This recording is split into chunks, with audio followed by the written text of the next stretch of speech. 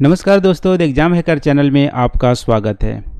दोस्तों, जैसा कि हम लोग यूपी पीसीएस 2019 के ज्योग्राफी ऑप्शनल के क्वेश्चन को डिस्कस कर रहे हैं और अभी तक हम लोग ने पेपर 1 के जो क्वेश्चन थे उसको हम लोग डिस्कस कर चुके हैं और पेपर 2 यानी इंडियन ज्योग्राफी के क्वेश्चन को हम लोग डिस्कशन कर रहे हैं। तो आज देख लेते हैं आज के क्वेश्चन में जो पेपर 2 में कौन सा प्रश्न हम लोग यहाँ पे डिस्कस करने वाले हैं।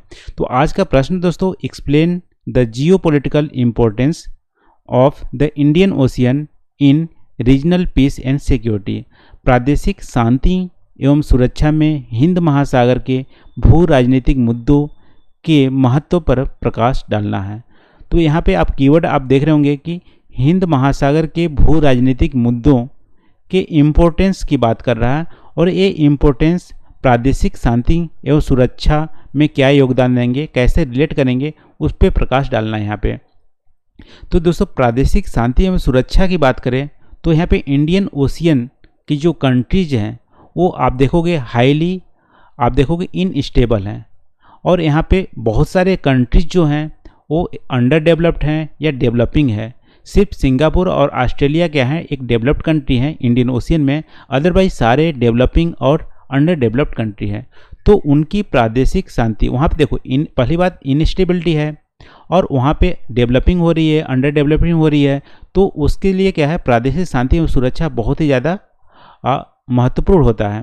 तो इस हिसाब से इंडियन ओशियन में बहुत सारी एक्टिविटीज़ ऐसे हो रहे हैं जो भू राजनीतिक मुद्दे हो रहे हैं। अभी आप देखोगे तो यूएसए ने इंडो पैसिफिक का एक स्ट्रेटजी लॉन्च किया है, तो उसमें भी हिंद महासागर का रोल बहुत ही ज़्यादा होने वाला है। तो यहाँ पे आप देखो मेजर जो पावर्स हैं, चाइना, यूएसए, फ्रांस, ये सब इंडियन ओशियन में अपना कब्जा जमाना चाहते हैं और उसके लिए इंडियन ओशियन क्यों इम्पोर्टेंट है उसको हम लोग डिस्कस करेंगे।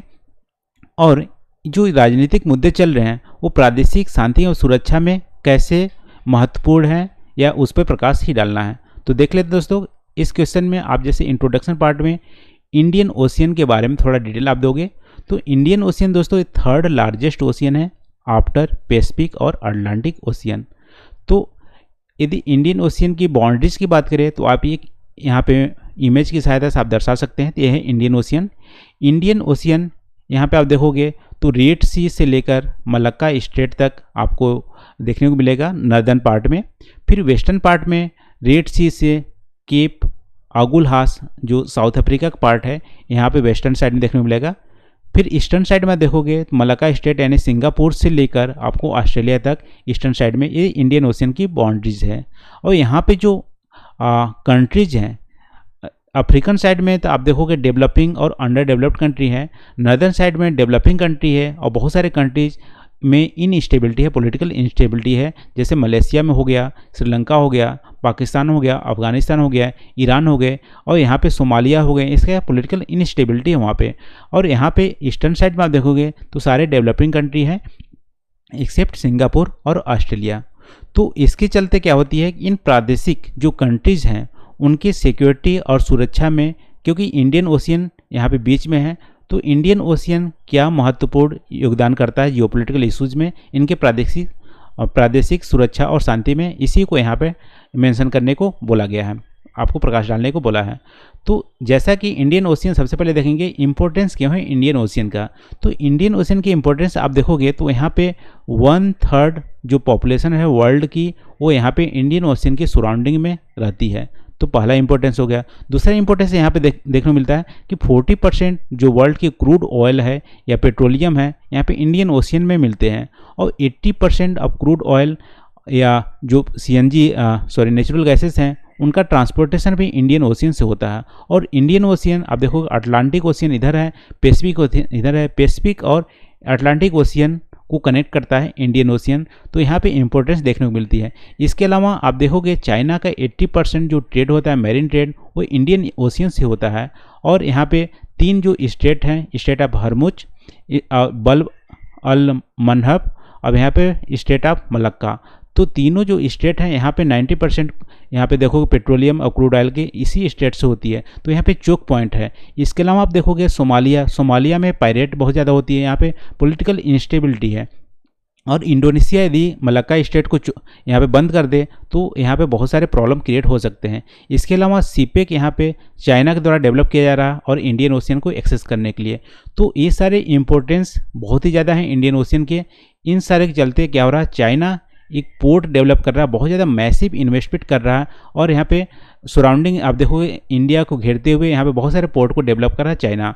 तो चाइना के इंक्रोचमेंट में यहाँ देखने को मिलेगा, मैरीन पावर यहाँ पे ज़्यादा इस्टेब्लिश कर रहा है चाइना। इसके अलावा फ्रांस के बहुत सारे यहाँ पे पोर्ट्स, नेवल पोर्ट्स हैं और अमेरिका के भी हैं। तो ये सारे क्या क्या यहाँ इंक्रोचमेंट कर रहे हैं इंडियन ओशियन में, आप बोल सकते हो। तो इसके चलते इंडियन ओशियन की इम्पोर्टेंस बढ़ गई है। ये सारे राजनीतिक मुद्दे यदि स्टेबल नहीं होते हैं तो जो कोस्टल एरिया में बहुत सारे कंट्रीज हैं उनके स्टेबिलिटी और सिक्योरिटी पे खतरा हो जाएगा। तो ये सारे मुद्दे को आप यहाँ पे मेंशन कर सकते हैं जो इंडियन ओशियन में चल रहे हैं। तो आप और एक बात आप यहाँ देख सकते हो कि जैसा कि अटलांटिक ओशियन और पैसिफिक ओशियन में जो कंट्रीज हैं वो बहुत ज़्यादा स्टेबल हैं और वहाँ पे जो ग्रुप बनाए गए हैं वो भी बहुत ज़्यादा स्टेबल है। जैसे यहाँ पे देखो पैसिफिक ओशियन में एशियन ग्रुप बनाया गया वो स्टेबल है, लेकिन इंडियन ओशियन में ऐसा कोई मेजर ग्रुप्स नहीं है। यहाँ पे सार्क है वो भी अनस्टेबल है, बिम्स्टेक उसमें भी अनस्टेबिलिटी देखने को मिलती है। तो यहाँ पे एक स्टेबल पॉलिटिकल ऑर्गेनाइजेशन नहीं है, ग्रुप ऑफ कंट्रीज का नहीं है, इसके चलते एक मत यहाँ पे नहीं है। तो ये सारे राजनीतिक मुद्दे क्या करें, प्रादेशिक जो शांति और सुरक्षा पे यहाँ पे कड़ा नहीं उतर रहे हैं, इसको आप मेंशन कर सकते हो। और लास्ट में आप यहाँ बता सकते हो कि इंडियन ओशियन क्या है, एक की है प्रॉस्पर्टी के लिए जो कोस्टलाइन की कंट्रीज हैं। देखो कोस्टलाइन की सारे कंट्रीज के लिए प्रॉस्पर्टीज है वहाँ पे और एक कॉमन प्रॉपर्टी है सबके लिए। इंडियन ओशियन कॉमन प्रॉपर्टी है सबके लिए, इसलिए रीजनल पीस के लिए इंडियन ओशियन में जो जियोपॉलिटिक्स हो रहे हैं, जो मुद्दे हैं, उसमें स्टेबिलिटी आना बहुत ही ज़रूरी है।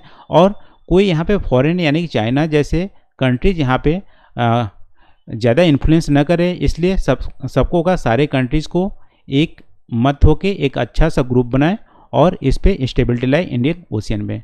तो ये रहा दोस्तों, इसमें राजनीतिक मुद्दे अभी हम लोग जियोपॉलिटिकल इशूज इंडियन ओशियन में डिस्कस किए। तो इस वीडियो में बस इतना ही। आई होप वीडियो पसंद आए होंगे।